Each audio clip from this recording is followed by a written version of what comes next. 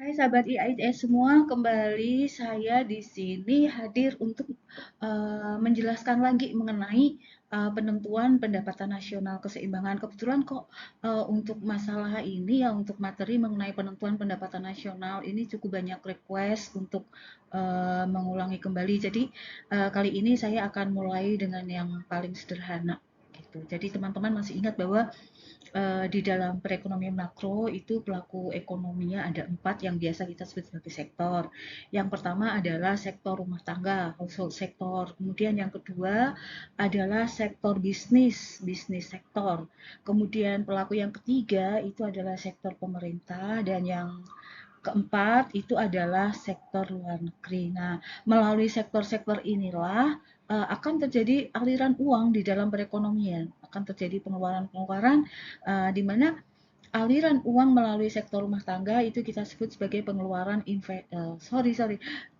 pengeluaran dari sektor rumah tangga itu kita sebut sebagai pengeluaran konsumsi masyarakat. Itu yang biasa kita beri notasi C, ya, consumption, C besar, C huruf besar. Uh, Kemudian pengeluaran atau aliran uang melalui sektor bisnis atau sektor swasta itu kita sebut sebagai pengeluaran investasi, investment. Notasinya itu huruf I, huruf besar ya, kapital. Kemudian aliran uang atau pengeluaran yang dilakukan oleh sektor pemerintah itu kita sebut sebagai pengeluaran pemerintah, government expenditure. Nah, dalam hal ini adalah pengeluaran pemerintah untuk pembelian barang dan jasa. Kemudian aliran uang melalui sektor luar negeri kita sebut sebagai ekspor neto, net ekspor. Net ekspor ini kita peroleh dari mengurangkan impor dari ekspor. Maka ekspor neto ini bisa positif ketika suatu negara itu mengalami surplus di dalam neraca perdagangannya. Jadi ketika ekspornya lebih besar dibandingkan dengan impor. Tapi ekspor neto ini akan negatif ketika besarnya impor itu lebih besar dibandingkan dengan besarnya ekspor. Oke, itu mengenai pelaku ekonomi secara agregat atau pelaku ekonomi di dalam perekonomian makro. Nah, kemudian kita fokusnya kali ini kan akan membahas mengenai penentuan pendapatan nasional keseimbangan. Jadi ikutin ya guys ya. Oke, jadi baiklah teman-teman, saya ulangi ya. Ada 4 pelaku di dalam perekonomian makro, yaitu yang pertama sektor rumah tangga. Nah, aliran uang melalui sektor rumah tangga ini kita sebut sebagai pengeluaran konsumsi, biasanya simbolnya C ya. Kemudian yang kedua itu adalah sektor bisnis. Sektor bisnis atau sektor swasta. Nah, pengeluaran melalui sektor swasta atau aliran uang melalui sektor swasta ini kita sebut sebagai pengeluaran investasi, investment, yang biasa kita beri notasi I.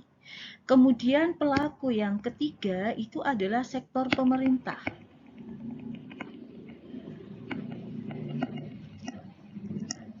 Government sector. Aliran uang atau pengeluaran yang dilakukan oleh sektor pemerintah ini kita sebut sebagai pengeluaran pemerintah. Nah, saya tegaskan lagi bahwa pengeluaran pemerintah yang dimaksud di sini adalah pengeluaran pemerintah untuk pembelian barang dan jasa. Jadi kalau pemerintah itu memiliki pengeluaran, tetapi pengeluaran pemerintah ini digunakan untuk membeli barang modal, berarti pemerintah itu bertindak sebagai sektor bisnis, sebagai sektor swasta. Gitu. Kemudian pelaku yang keempat itu adalah sektor luar negeri. Aliran uang melalui sektor luar negeri ini kita sebut sebagai ekspor neto, net ekspor. Maka tadi karena net ekspor, maka di mana net ekspor ini tidak lain adalah ekspor dikurangi impor. Maka yang namanya net ekspor ini bisa positif, bisa negatif. Akan positif ketika ekspornya lebih besar dibandingkan impor. Akan menjadi negatif ketika impornya itu lebih besar dibandingkan dengan ekspor. Di dalam analisis atau di dalam penentuan pendapatan nasional keseimbangan, selanjutnya dibedakan menjadi perekonomian dua sektor,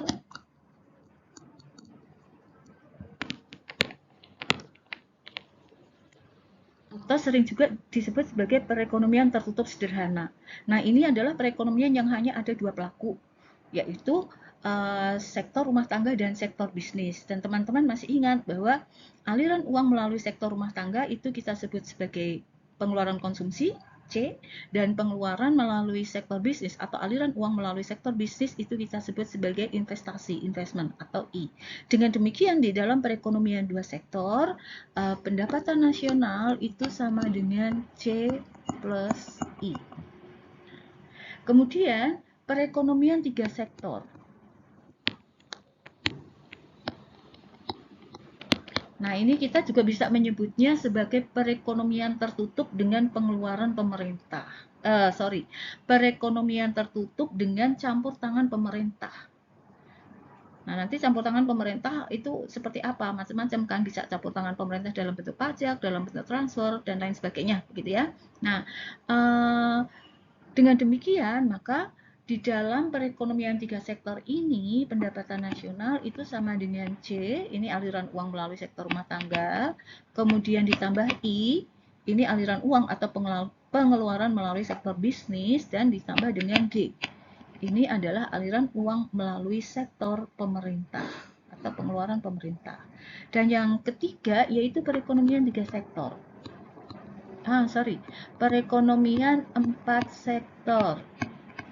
Nah, berarti di sini semuanya sektor rumah tangga, sektor bisnis, sektor pemerintah, dan sektor luar negeri. Dengan demikian, di dalam perekonomian 4 sektor, pendapatan nasional Y itu sama dengan C plus I plus G plus ekspor neto. Di mana ekspor neto itu tidak lain adalah X minus N. Nah, kita akan mulai dengan yang paling sederhana, yaitu perekonomian dua sektor. Jadi, saya akan mulai dari penentuan pendapatan nasional keseimbangan untuk perekonomian dua sektor dengan perhitungannya ya, contoh perhitungannya. Oke, ikuti terus ya teman-teman ya. Penentuan pendapatan nasional keseimbangan untuk perekonomian dua sektor.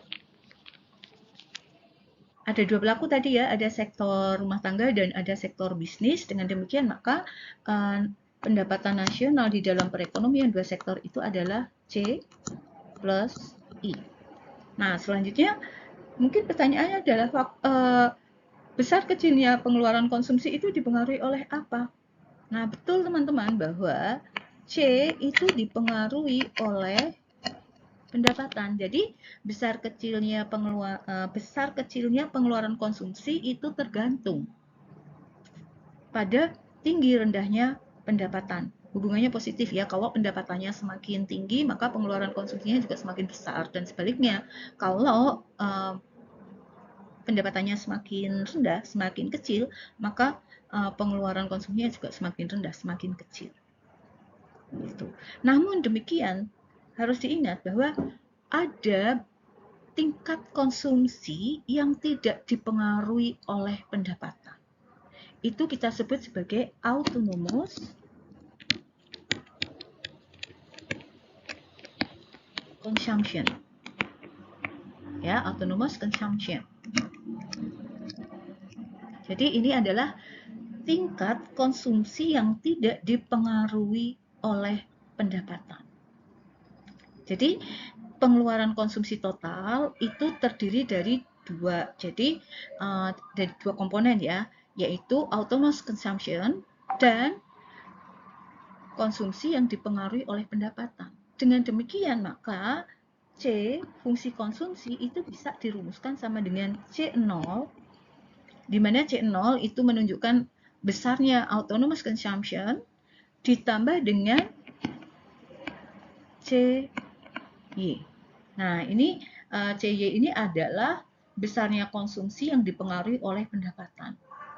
C itu apa? C kecil ya. C kecil ini kita sebut atau ini menunjukkan apa yang disebut dengan marginal propensity to consume. yaitu besarnya atau yaitu bagian dari setiap kenaikan pendapatan yang digunakan untuk menambah konsumsi. Jadi, bagian dari setiap kenaikan pendapatan yang digunakan untuk menambah konsumsi. C ini biasa kita sebut sebagai MPC. Nah, MPC ini nanti akan memiliki posisi yang sangat signifikan di dalam penentuan pendapatan nasional. Tapi kita tidak akan membahas sekarang ini. Jadi kita baru akan melakukan analisis atau penentuan pendapatan nasional keseimbangan untuk perekonomian dua sektor. Oke, baiklah teman-teman. Sekarang saya akan beri contoh angkanya ya. Nah, ini teman-teman, misalnya nih saya menggunakan sembarang angka saja ya. Misalnya diketahui C itu sama dengan ya, C sama dengan 50 plus 0,75 Y. 50 ini adalah yang kita sebut sebagai autonomous consumption tadi, yaitu tingkat konsumsi yang tidak dipengaruhi oleh pendapatan. Jadi berapapun tingkat pendapatannya itu tetap 50, nggak berubah. Kemudian 0,75 inilah yang kita sebut sebagai MPC tadi, yaitu marginal propensity to consume. Bagian dari setiap kenaikan pendapatan yang digunakan untuk menambah konsumsi. Bagian dari pendapatan yang digunakan untuk menambah konsumsi. Atau MPC ini menunjukkan kecenderungan konsumsi secara marginal. Begitu. Jadi, misalnya begini. Kalau diketahui Y pendapatannya sama dengan 100. Maka berapakah konsumsinya? Nah, pada tingkat pendapatan 100, maka konsumsinya sama dengan 50 ditambah dengan 0,75 dikali 100. Sama dengan 50 ditambah 75 sama dengan 125. Jadi, pada tingkat pendapatan 100, besarnya pengeluaran konsumsi adalah 125. Loh, kok bisa? Kan pendapatannya 100. Kok bisa pengeluaran konsumsinya 125? Betul. Jadi, yang 25 ini merupakan saving atau mengurangi tabungan. Begitu. Oke, kita lanjut ya. Nah, kemudian kalau tadi kita ketahui misalnya C sama dengan 50 plus 0,75 Y. Nah, kemudian pengeluaran investasinya, ini given ya sifatnya. Jadi variabel eksogen tidak ditentukan di dalam sistem. Misalnya, ini saya juga menggunakan sembarang angka, misalnya 20. Jadi diketahui C sama dengan 50 plus 0,75 Y dan I sama dengan 20. Maka Y untuk perekonomian dua sektor, C plus I berarti sama dengan 50 plus 0,75 ditambah I-nya adalah 20. 0,75Y ditambah 20. Nah, teman-teman, ini yang unsurnya sama, itu kita jadikan satu, berarti yang 0,75Y ini kita pindah sisi kiri ya. Jangan lupa, kalau pindah sisi, maka tandanya akan berubah. Nah, ini menjadi Y minus 0,75Y sama dengan 50 plus 20 atau 1 minus 0,75 dikali Y sama dengan 70. Berarti 0,25 Y sama dengan 70. Betul, teman-teman. Berarti Y sama dengan 70 dibagi 0,25. Berapa ya, teman-teman ya? 280.